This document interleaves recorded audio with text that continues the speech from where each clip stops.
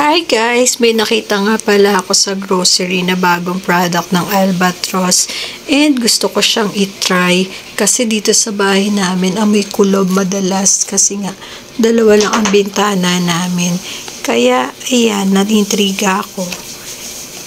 So ito nga pala yung kinakabit sa aircon or sa electric fan at may adjustment knob na din siya na pwede nyong i-control. Syempre kung gaano ka lakas o minimum lang ba, ayan yung adjustment knob nyo. Tapos, pwede nyo to ilagay sa aircon ng sasakyan nyo. O, diba? Madaming variants to. Pinili ko yung lavender tsaka jasmine kasi sila yung favorite scent ko. And, guys, hindi to sponsored. Kaya, ayan. Sariling bulsa ko lang yan. And nagustuhan ko siya kasi ang bango-bango niya.